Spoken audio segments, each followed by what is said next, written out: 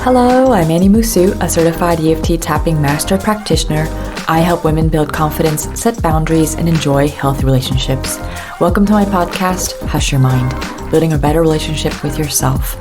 On this show, I offer practical wisdom to help you clear fears, limiting beliefs, and trauma so that you can gracefully create a life you love. Welcome to episode number 17 of my podcast, Hush Your Mind, building a better relationship with yourself. Being an overachiever sure sounds like an admirable trait. Society encourages productivity and we win others' praise and approval. Sometimes we can't help but chase results, work too much, and beat ourselves up. The need to overachieve often stems from childhood and masks feelings of worthlessness and the fear of failure. Listen to this episode to learn the underlying reasons of overachieving, how to enjoy the process more, let go of no pain, no gain, and befriend your inner critic. Let's go. Do you remember getting your first bad grade? My teacher, Miss Frampton, zigzagged her way around class, handing out graded homework. A large red C glared at me. I immediately grabbed my homework and crammed it behind my notebooks in my desk.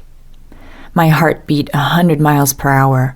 I felt sick to my stomach, imagining my father's stern gaze. I was only 8 years old. From early on, I firmly tied my worth to achievements. I couldn't afford to fail. We're all doing our best. It's just that we're contending with a lot more than we think. As recovering overachievers, we know chasing results, working too much, and beating ourselves up harms us, but we can't help it. Why is it so hard to stop being an overachiever? Well, you most likely learned from an early age that achieving wins you approval from your parents, teachers, and peers. Their praise felt good and motivated you to work harder. First-generation children like myself feel immense pressure to succeed to appease their families. My parents taught me that survival, my future, depended on my academic success. But in all seriousness, my father's survival did depend on his schooling. As an immigrant who fled Vietnam in the 80s, he arrived in the U.S. with only the clothes on his back and a sandal dangling from his foot. My father quickly enrolled in college to earn an in-demand degree, which led him to work for a respectable company. Thanks to his perseverance, my brother and I grew up in a comfortable home in a safe neighborhood. But if you have basic needs taken care of, it's another story.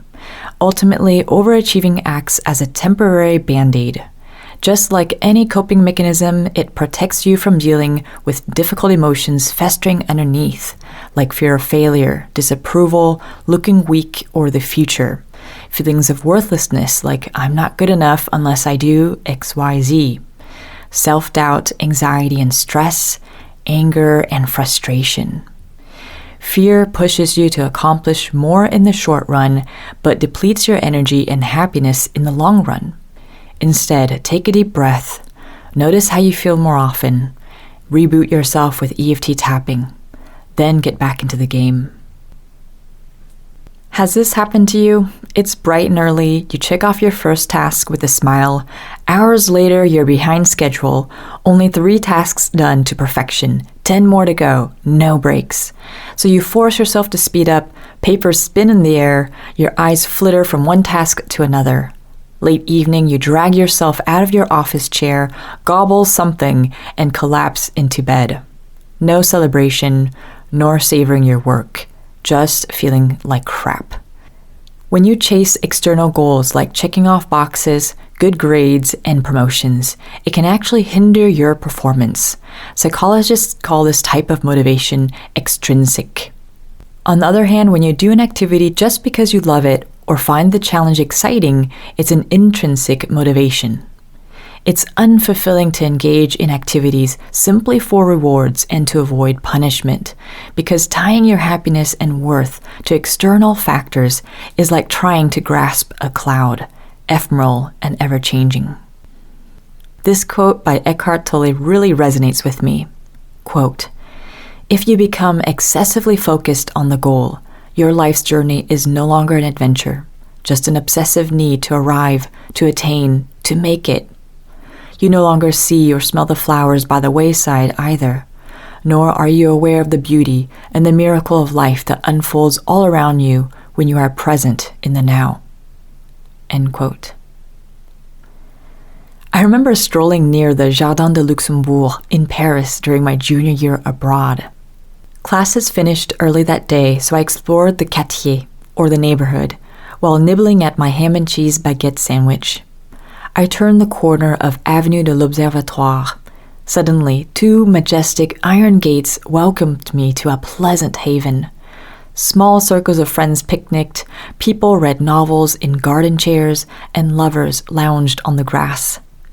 What in the... I couldn't believe the sheer number of parkgoers. It was a weekday afternoon. Does anyone in Paris work? Now that I've lived in France for over a decade, I can confirm the French do work, but they also cherish downtime because it contributes to their well-being. Most workers in France, whether you're an employee or an executive, enjoy lunch for 1.5 hours, and sometimes your employer even pays for your lunch. Can you imagine that?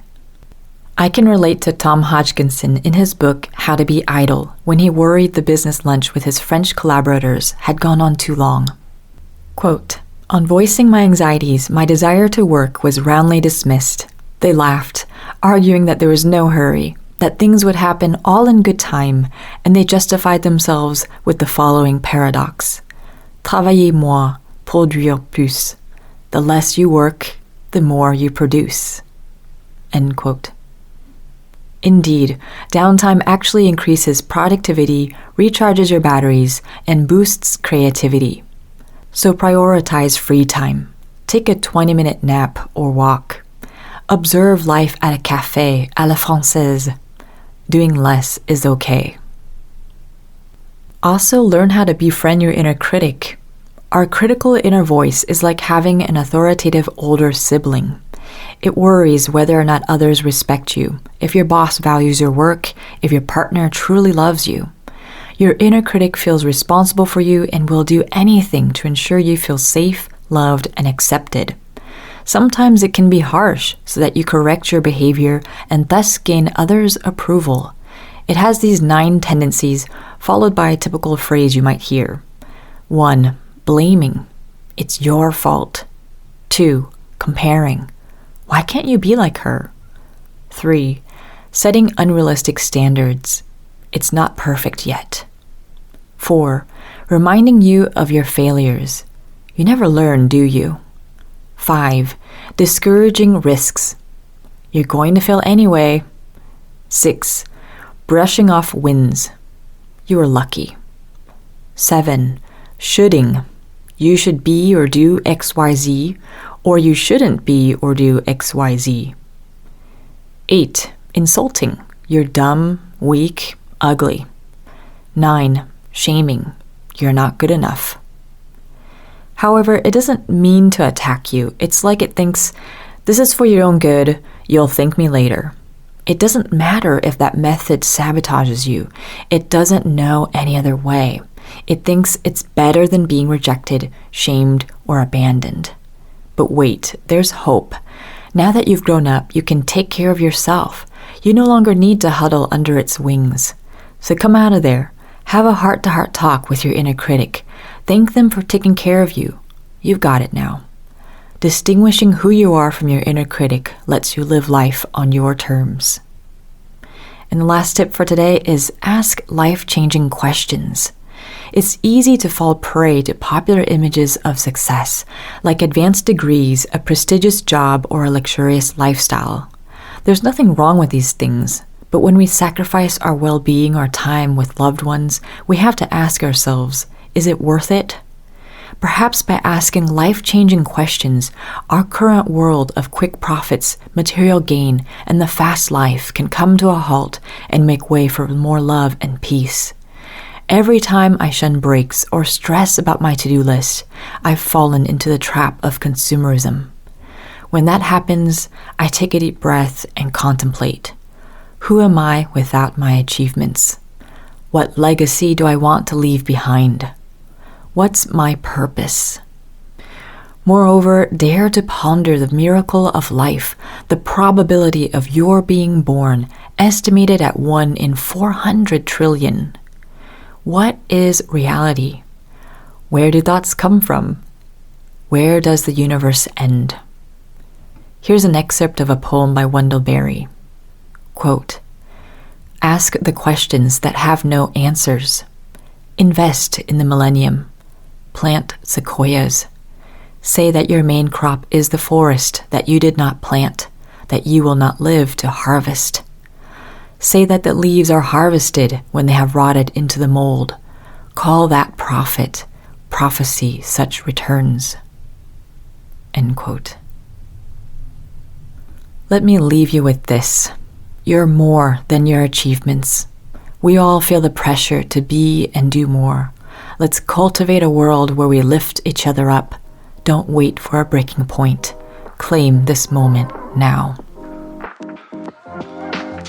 Thank you so much for joining me in this episode of Hush Your Mind. I'm currently offering free EFT tapping sessions in exchange for a short interview. Sign up for your session at hushyourmind.com/interview. You can also find the link in the show notes. May you have the courage to love and accept yourself. Be well and take care.